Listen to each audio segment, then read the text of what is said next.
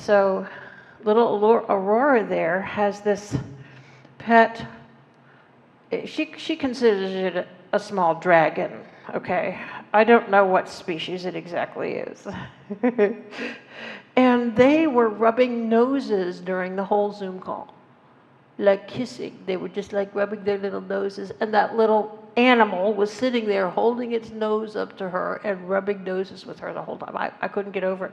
So after that, I texted her and said, could you give me a picture of Aurora doing something with the name of the animal is Mondi. Mondi, she named it, Mondi. And this is the picture that Becky took, is Mondi. Do you have one? Mondi and Aurora actually holding hands. And you can see the love in Aurora's face for that little critter. And for him, for her, I think. And I think it fits right in with our theme. What you believe in, believes in you. So she believes that there's consciousness in that little creature that's capable of being aware of her and being focused and kindly towards her, and she for it. I just want to do one more thing. I need for you to be aware of a Bible quote, a Bible text. Most people think that the book of Revelation is a prophecy of great turbulence, conflict, doom even, that comes out okay. But it's actually a prophecy of the perfection that is to come. So I want to read to you that. That is the main value of the whole book of Revelation, of that whole text, is right here. And do you know Eckhart Tolle's book called A New Earth? Eckhart Tolle took that title from this text of Revelation. Okay. So it's chapter 21, verses 1 and 2. Then I saw a new heaven and a new earth, for the first heaven and the first earth had passed away, and the sea was no more. And I saw the holy city, the new Jerusalem, coming down out of heaven from God, prepared as a bride adorned for her bridegroom. So I just want you to know that that is where my sermon ends up, okay? This topic, what you believe in, believes in you. I have a story of where I got it. So, how many of you look at Facebook much? Okay, on my Facebook page, my daughter put up a while back, not too long ago, a picture of me and my mother. It was Mother's Day, sitting together at Unity Village. That was 1964. I was 2 years out of high school. My mother was president of the Unity Ministers Association. And that was the year that 2 men came from Nigeria to be ordained. Their names were Awa Njoku and Samuel Ubaoti. And the reason why we have unity in Nigeria, anybody know the story? It's part of unity lore. Well, up to 1929, starting in about 1920, Unity School of Christianity owned a radio station in Kansas City. And the FCC, Federal Communications Commission, regulated the frequency at which all radio stations could broadcast. Charles Fillmore broadcasted every Sunday night a program called Unity Viewpoint. And when he broadcast, he would turn the controls all the way up to maximum just while he broadcast and then turn them back down. And it so happened that they arced, those frequencies, those radio waves arced in a bounce that landed a very clear frequency in Nigeria. And that's why they have a very strong unity presence to this day in Nigeria. They now have about 6 unity ministers over there. Well, these were the first 2 guys, whoever were ordained, who came back to Unity Village, and I was assigned to be their guide.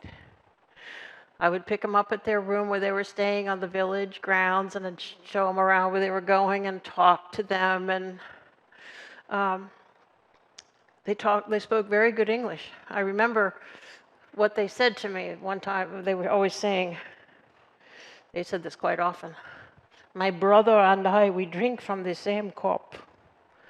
Meaning they were so close. They were so trusting of each other that they even shared the same cup. And after they had spent time with me for a while, they said that I had a very loving mind. Very loving mind you have. And then what they used to tell me for their spiritual teachings was, what you believe in believes in you. I'd never heard it before. I haven't heard it since. I think it's a really interesting way of saying the third unity principle. You know, our thoughts create our reality. What you believe in believes in you. Isn't that interesting? Now, that is not the end of that, because as it turns out, I planned this topic way, like months and months ago. And just this week, I finally woke up to what Rupert Sheldrake is talking about in his theory of morphic resonance. Many of you have heard of this or know of this. He is a British scientist. He's been on TED Talks. He's published many books. And he is showing us that the basic assumptions we make for scientific understanding the nature of reality, is based on a history of ideas that actually came from faith-based traditions, philosophy traditions, nothing to do with real science. And he makes the point that if all of nature is evolving, then why not consciousness evolving? Why not the so-called laws of nature evolving, changing, unfolding, progressing? And what the theory of morphic resonance is specifically is this: that intelligence or awareness or consciousness, memory, is not contained in the physical brain, that it's contained in a field. Just like if you think of a magnet, the magnetic force of the magnet is not contained inside the metal of the magnet. It's in a magnetic field. Well, likewise, all of nature and life and consciousness could be thought of that way, and that may be true. And the more research is done, the more it seems to line up that works, that theory works. Now, Rupert Sheldrake went to India, and he was interacting with the Hindu teachers there, and they said, "Oh, we've always known this. It's the same as the Akashic records." Now that's interesting. I think of the Akashic records, though, as the stored accumulation of all that has happened energetically, ever. Whereas Rupert Sheldrake says that morphic resonance is the energetic patterning of anything that has happened, and each time it happens, it accumulates more power, and that means that it's easier for it to happen again. Now, if you look at that, okay, one thing that it shows up is in the formation of crystals, compounds. When a crystal is formed and a compound is made, the first time it takes a long time to get those compounds to crystallize. But after it crystallizes the first time, then the second time it happens faster. And each time it occurs, it happens faster and faster. So he uses that as an illustration of how morphic resonance occurs. I think of it this way. I've noticed for many years that if you allow the body to heal with its natural immunity performing its work, then the next time you have an illness, Your body knows how to do it that way and does it more efficiently and faster. So there could be a morphic resonance there. Another theory is, well, he says this, that his son was taking a very difficult achievement test in school, and so he and his friend decided to work the test from the back forward, do the last two questions, which usually you don't get to the last two questions, which are the hardest, because it takes so long getting to it. So they did the last two questions first, theorizing that all the other students who are taking the other tests will have created a morphic resonance for them to be able to do those questions more quickly. So he got a big kick out of his son applying his theory that way. Another way that you could see morphic resonance as operating is in popularity, fame. The more times a name is said, the more times a person is thought of, the easier it is to think of them again. Have you noticed how, like, I think of Charlie Chaplin, you know, his name was just a household word. So many people just knew of him and said his name, and he was talked about. I feel like that then when children are born into the world, they don't even have to hear the name to learn of it. It's like when they do hear of it, it's already familiar to them. That could be true of many traditions, literary works that we haven't actually read, but because so many people have, we feel familiar with it. That could be the explanation of archetypes, because so many different personality constellations occur together, it becomes an archetype or a patterning that then people draw from and are guided by. And lastly, personality traits. Now, he says this, that Rupert Sheldrake says that what we call instincts or personality traits are the result of repeated behaviors that then create a very strong morphic resonance field that then shows up in a personality. Does it make sense so far?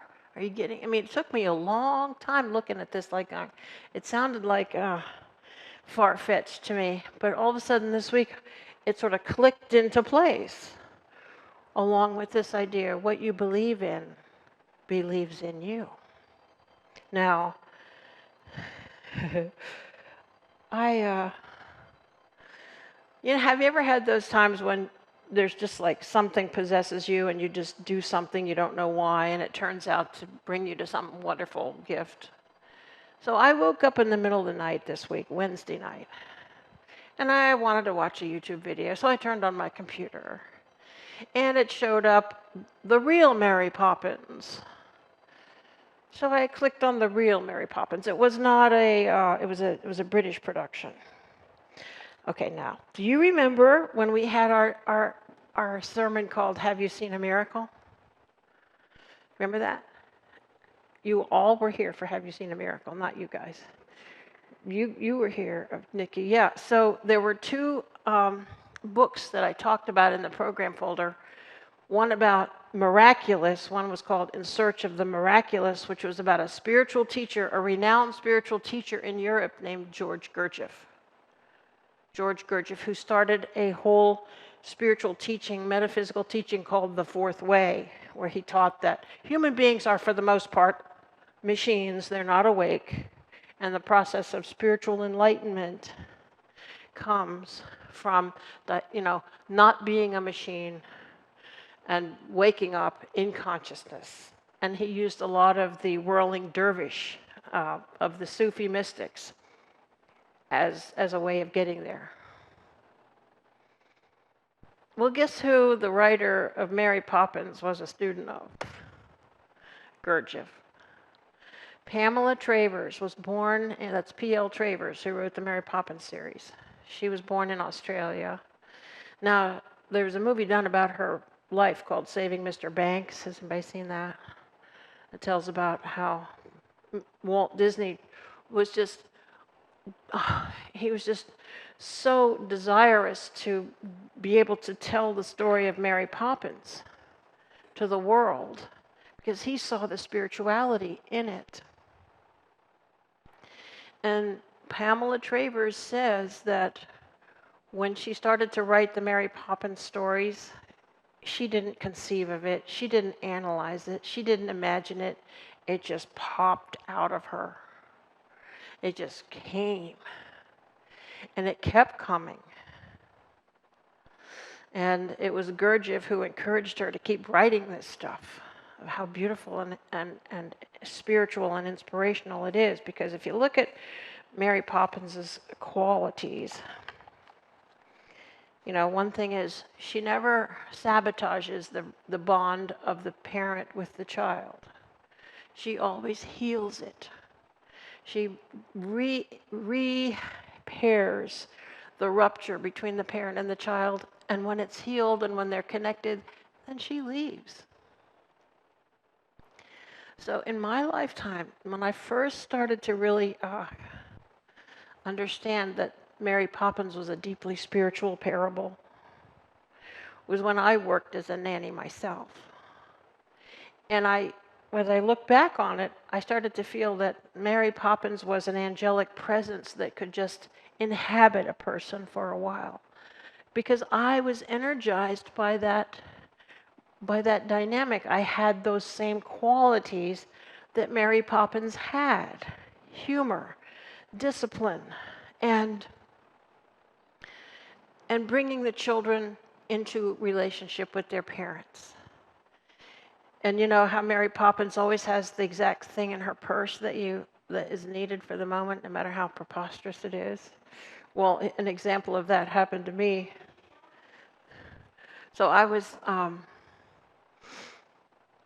going out with this man who was an information technology specialist with computers, and one day he just says to me for no reason, "Here, I have an IBM formatted disk. I don't need one. Why don't you just take it? Somebody might need it." So I stuffed it in my purse. I didn't even know what good it was. So months go by, and I'm working as a nanny for a gal named Crystal Waters, who had a hit record called 100% Pure Love. Anybody remember that song? And so she would go out of town when her song was popular, and I would come in and take care of the kids. And they went to this private school where the daughter was editor of the school paper, and I was waiting for her to come home to pick her up. And so she comes out of the office saying, "Does anybody have an IBM formatted disk?" And I walked up and just pulled it out of my purse and gave it to her. I felt just like Mary Poppins. Oh, God. Yeah, and I used to drive them to school, and since their mother was a female recording artist, I was trying to fill them in on the background of female recording artists out of popular music that they might not know about, of which the best ones are the Shirelles. Some of you like the Shirelles. Okay, so I had a greatest hits of the Shirelles, and I'd play it in the car on the way to school, and they just loved it. Oh, they loved it. So one day we had time to play an extra song, and they said, "Oh, play us another one, play us another one." And I go, "You know, I used to have to wait 6 months to hear a new Shirelles song, and you are not going to hear two on the same day." So they thought that was funny. So that was a morphic resonance, I think, that energized my work there with those kids. And to think that it all is connected to this deeply spiritual, metaphysical work of Gurdjieff, who started this tradition called the Fourth Way. So, if what you believe in believes in you, if we can create a construct that supports us and feeds us, I have a story about the coronavirus that I'd like to offer you today. So, what if, and I said this to my daughter Becky, I said, Becky, I think that the coronavirus is something that Mother Earth has created to take us back to where we need to be, to greater wholeness, to slow us down, to make us change our ways. And she said, "That's what I've been thinking too, Mom." I said it to 2 other people, and they all said, "That's what I've been thinking too." So has anybody else been thinking that? That it's a gift to take us to where we need to go spiritually and as a collective humanity? Well, so when it first came to me was I reached a pace in my daily life this week where I was just really relaxed and slow. And I realized this is the way people used to live. Not with all this pressure and I got to get here and I got to get this done by that time, but just being in the moment, doing what's yours to do, doing it with ease, and enjoying yourself, enjoying being alive. And I thought, well, this is all because of the quarantine and because of the COVID, that people are just forced to slow down. And maybe that's what is the point of all of this. So if that were true, what would be the things that we need to learn in order to be in a place of real wholeness and well-being? Well, like I said, living in pace with our hearts, living at a slow enough pace where we can feel things, where we're not in stress, where we're not pushing ourselves, living in pace with our hearts. Another one would be divesting the power of money in our society.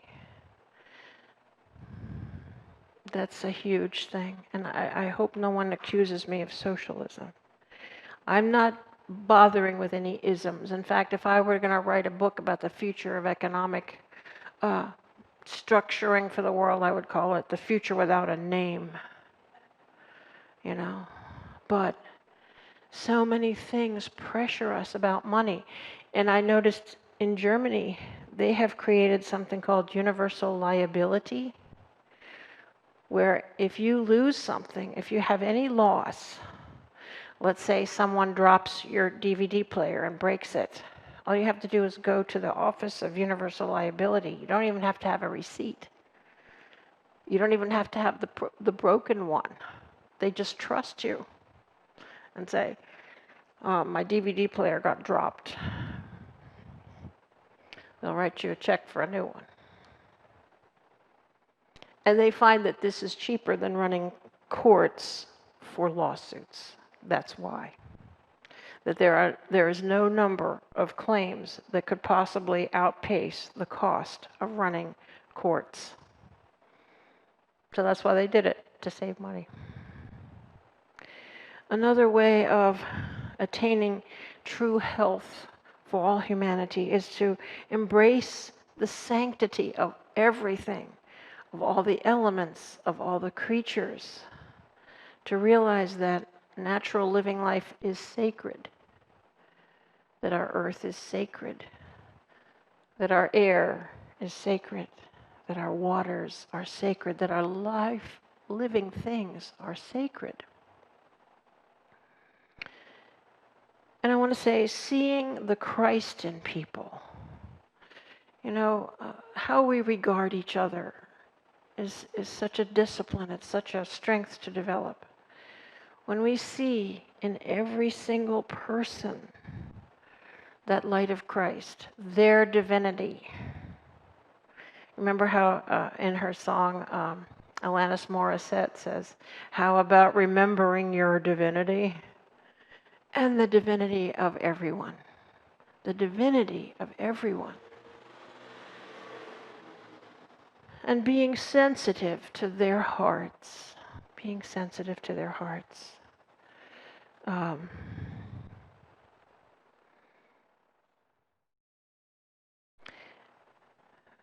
Everyone wants peace. Why do we have war? If we were all sensitive to each other's hearts and feelings,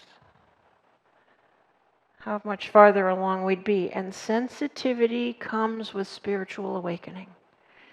That's what we're here for. And especially, I don't mean here in this room, I mean here on earth, but especially here in this sanctuary, especially here this morning, when we have our meditation in the silence and our own meditative practice. It develops our sensitivity so much so that we're not capable of being adversarial. We're not capable of being callous to another person. So when we as a humanity, as a collective, when we attain a way of life that is compassionate to all, that is harmless to the earth, our home, and that is sensitive to the presence of God in the midst, moment by moment and breath by breath, then the threat of disease will lose its power. It will find no portal of distress or chaos. And our new heaven and our new earth will have arrived. Amen.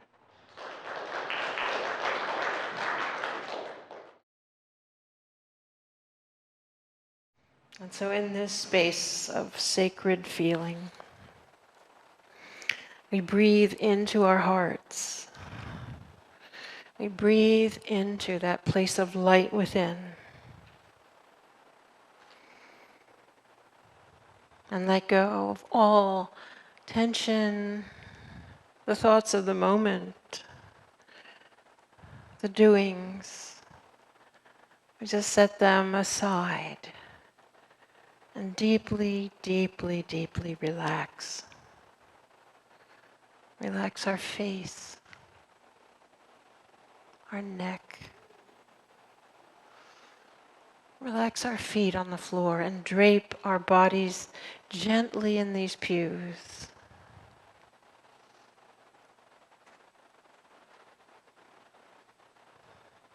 And we bring into our remembrance this statement of truth. I create in alignment with the divine. And we let these words now be our own words. Deep in consciousness, our awareness completely surrenders to know that we do create in alignment with the divine. We say, my will is thy will.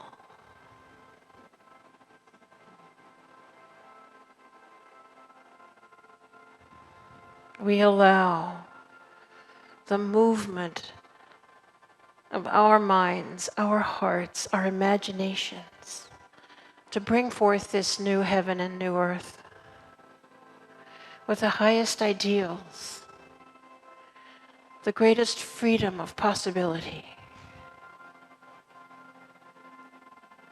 trusting in the silence.